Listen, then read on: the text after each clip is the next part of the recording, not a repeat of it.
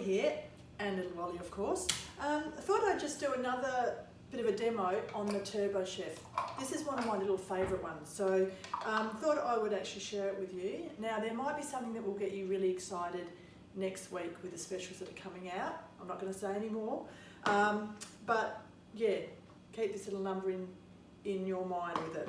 So I'm just going to do some demos on different things that you can chop in it, and I'll do a close-up of them so you can see and tell you how many pulls, etc, etc, and hopefully I'll sell you on it because I absolutely love it myself.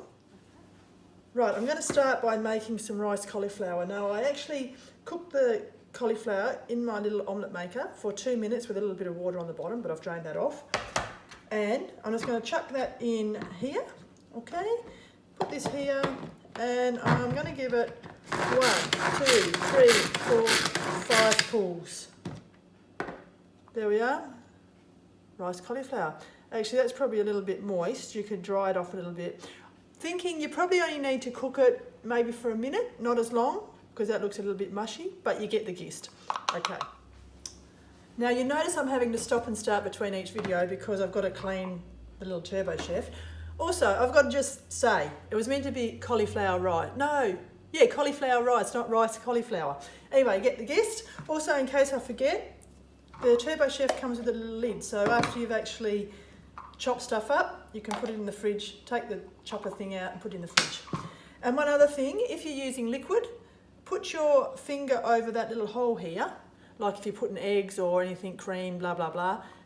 Otherwise it goes in that little dicky hole there. So, okay, next I'm going to do some ham. Okay, let's chuck the ham in. Okay, oh, do I put it all in? Yeah, put it all in. Okay, this would be good if you're making quiches or whatever. So, 1, 2, 3, 4, 5, 6, 7. You never know what it's going to be like until you open it. 7 pulls I did. Oh, big bit on the top there, but in general, there we are. Chopped ham. That's pretty neat. Okay, now we're moving on to the chicken that I cooked in my micro pressure cooker the other night. I'll chuck that in there. And let's see how many pulls this got. 1, 2, 3, 4, 5, 6. There we are. Chopped chicken. Okay, I haven't tried this one before, but I'm going to try for if I was doing bruschetta, maybe. Chuck the onions in. Give that a bit of a chop. Just a couple, because that's chopped it like that. And then chuck the tomatoes in afterwards, because they won't need as much. 1, 2, 3. There we are. All chopped up together, ready to go on your bruschetta. Chuck a bit of balsamic vinegar in there. Bob's your uncle. Okay, now I'm going to move on to some cheese. Now, with the cheese, chuck it in. Now, it makes it a little bit harder to pull with the cheese because of the moisture in it. If I can get the lid on. Oh, wait a minute. Get the lid on. Get it right. There we are. Got it on. So it's got a bit of a, what you can see, it's a bit harder. And depending how much you want it done, there we are. It mixes it up a bit more. Oh, sorry. You have to do this a fair bit to get it really fine, I should say.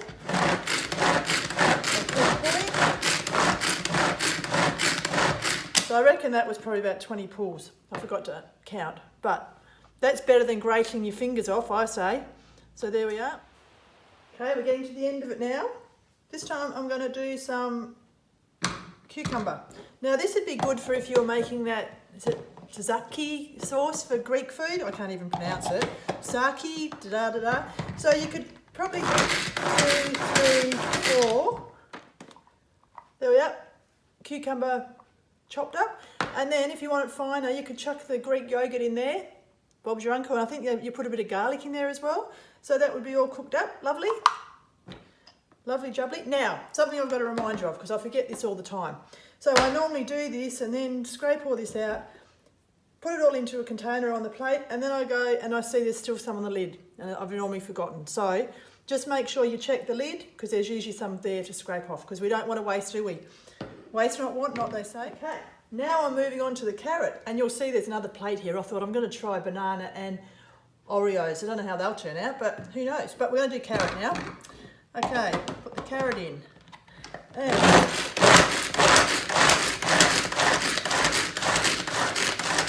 it's about 10 chops.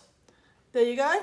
Great. So rather than grating, again, grating your fingers off, you could use that. So with all these things, you could just prepare all the stuff for lunch for the weeks. If you get the clear mates, keep them in that, or you could, yeah, whatever. And then all your lunch stuff's all prepared. Do it on a Sunday night, ready for the week.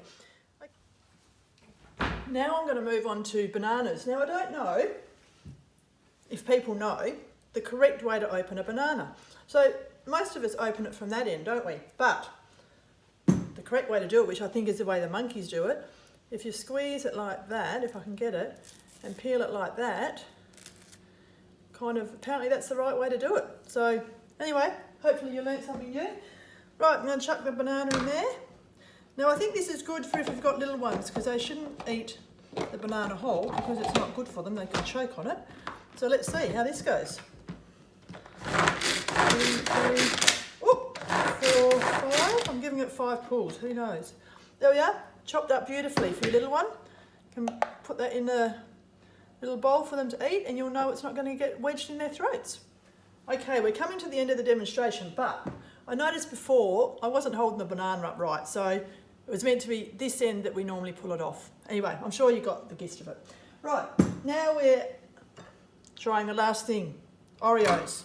Now I guess I don't have any of the plain biscuits, so but if you were making a cheesecake or something like that and you had to crush the biscuit, so I'm going to try it with the cream in the middle. Don't know, let's go. 1, 2, 3, 4, 5, 6, 7. Let's see how that goes. There we are, look at that, crumbed up, that easy. Normally you have to put them in a bag and use something to crush them. No longer. Beautiful. I bet that tastes good. I'm going to try that one. Let's see. Right, I'm coming down for a try. That tastes good. That would be great, sprinkled over the top of ice cream or something for dessert. Okay, I think that demo went pretty good, if I do say so myself. And I noticed in my last video, you didn't see my face when I was eating this, so let me try it. Good, that tastes so good. Another tip I was going to give you, they don't recommend to wash this in the dishwasher. So when you wash this in the sink, it quite often gets a bit of water in here. So you've got to make sure you go like that. You'll see there's still some in there from when I did it before. But anyway, enough about me rattling on about this Turbo Chef. Loving it. Yeah, I think you can try anything in it.